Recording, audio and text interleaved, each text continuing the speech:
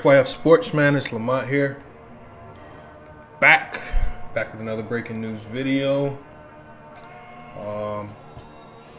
And today I just wanted to go ahead and speak on this subject right here. I know this news actually dropped a few days ago. It dropped back on September 3rd, but I just kind of wanted to get a little bit more insight and information on this particular subject before I spoke on it myself. And today we're going to be speaking on the Brooklyn Nets hiring Steve Nash as their head coach to coach them going into the 2021 season next year. Before we get started, make sure you guys like, comment, and subscribe. Hit that notification bell to the video if you have not done so already. Again, we appreciate all the engagement. And again, if you're an active subscriber, if you're commenting on our videos, you're always going to be eligible to win prizes in our weekly giveaways. All right, at the end of this video, we're going to be announcing the winner for our weekly giveaway drawing that just happened this past Friday. And again, the only way you can be eligible for that is if you are actively engaging in all of the content that we drop. So you got to comment, you got to subscribe, and the only way you can stay in tune and in touch with the videos that we drop is by hitting that notification bell. But today we're going to be addressing the New Jersey Nets. The New Jersey Nets just hired Steve Nash as their head coach to lead Kevin Durant, I'm sorry, and Kyrie Irving next season. This is a Brooklyn Nets team that's very deep. They're gonna have championship aspirations. I mean, this is a Nets team they played above and beyond without those two, and with bringing those two into the fold was Carousel, Spencer Dinwiddie, and Jared Allen. I mean, they look like a force to be reckoned with in the Eastern Conference. Personally, myself, I love the hiring. I love the hiring because of Steve Nash's reputation in dealing just with player relationships in general. He has a lot of respect from NBA players in general. He's done a lot of individual workout with players, prospective college players and NBA players over the summer. He spent time with the Golden State Warriors as a player consultant, also assisted with player development.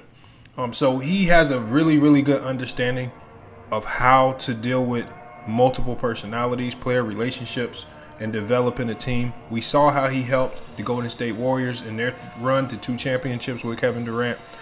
And I think the bond and relationship that he built with Kevin Durant over that time while he was in Golden State really helped elevate him to get this particular job.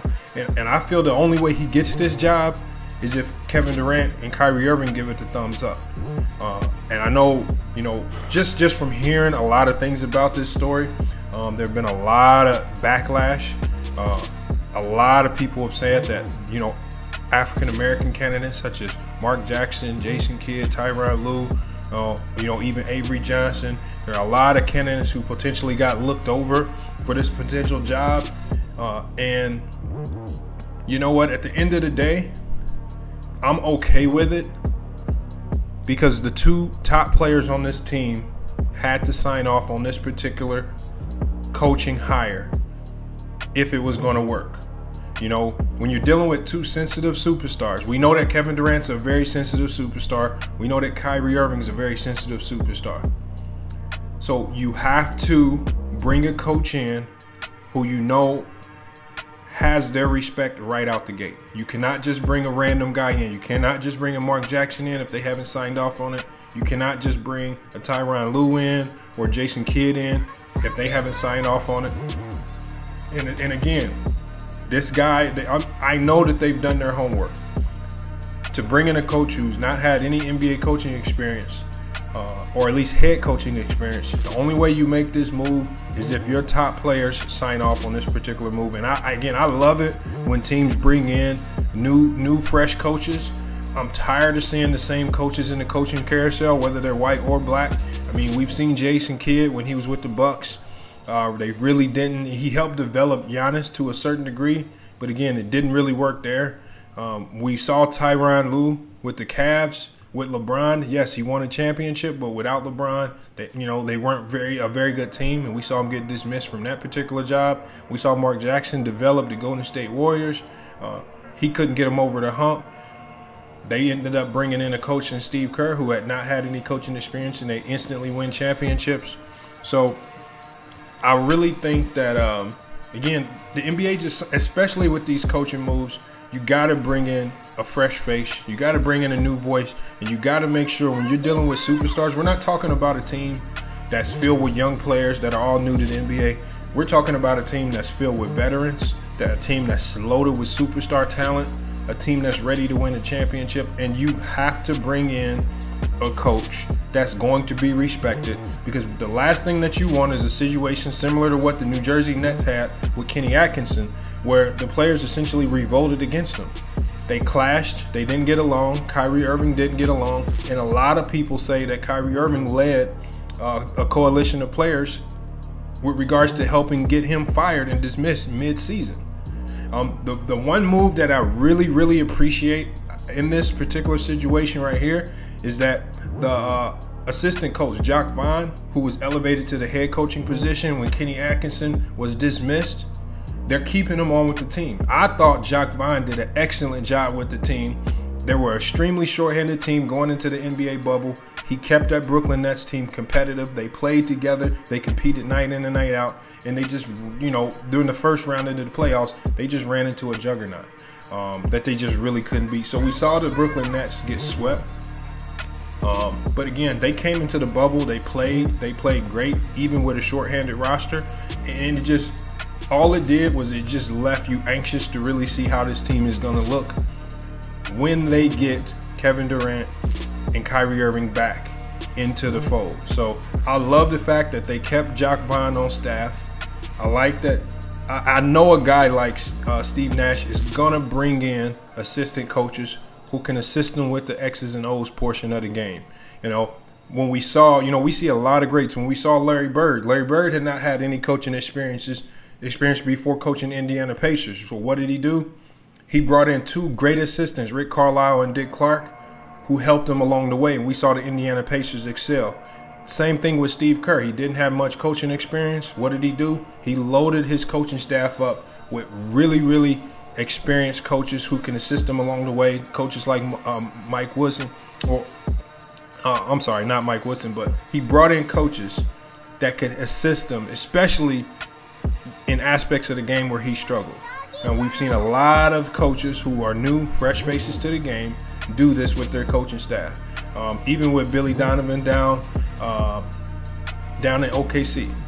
Again, these coaches new to the NBA always load their staff up with experienced guys. And what that does is when you load your staff up with these experienced guys, especially a guy like Jacques Vaughn, what that's going to do is it's going to give him an opportunity to showcase what he can do, because I really feel that Jacques Vaughn will be a head coach in the NBA again someday. So I appreciate the Brooklyn Nets stepping out and make this move. Now, a lot of people such as Stephen A. Smith are going to criticize the Brooklyn Nets for making this move. I know Stephen A. Smith went as far as saying that this was a coaching hire purely based off white privilege. I don't necessarily think so, because we've seen black coaches with no head coaching experience step into the NBA and get opportunities. We saw it happen with Doc Rivers. We saw it happen with Mark Jackson. We saw, you know, we've seen it happen before. Now, the only argument that I have against that is that there just aren't a lot of high caliber black NBA coaches in the league, or even looking for jobs. You know, we can name the few that are out there that are on staffs right now: Jason Kidd, Tyronn Lue, but they're currently in staffs right now on teams that are still in playoff hunts.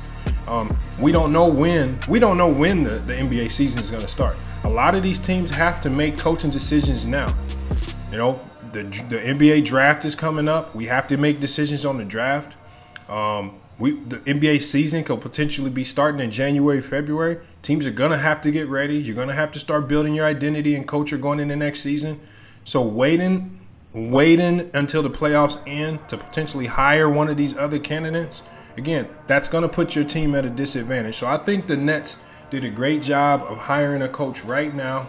They found a coach that their superstars and their team could rally around. And I think Steve Nash is going to do great things with the Brooklyn Nets, especially with the relationship that he's built with Kevin Durant. And if the one thing we know about Kevin Durant If he's at odds with the head coach, it's not going to work. We saw in his last year with Golden State, he was kind of at odds with Steve Kerr, and it just didn't look right. Even though they were a great team, the pairing just seemed like it just wasn't working any longer. We saw the same thing happen in OKC. You know, when he shuts out the coach, it's just not going to work anymore. So the main thing that they wanted to get right, they wanted to bring in a coach that meshed well with Kevin Durant, and Kevin Durant signed off on it. So again, I appreciate the move. I really appreciate Steve Nash's NBA knowledge. I like what he can bring to the game. He's done a great job with player development in Golden State, and I'm really curious to see how he can develop talent down in Brooklyn, and if he can excel them to being an NBA championship team. But again, if you guys have any questions or concerns, hit us up, Instagram or Twitter. Don't forget to join our Facebook group, NBA GOAT Talk. Again, we're going to be starting a live chat soon. Again, make sure you're joining that group. That's the only way you're going to be eligible to win prizes during our live streams. If you haven't done so already, again, make sure you like, comment, and subscribe. Hit the notification bell to the video.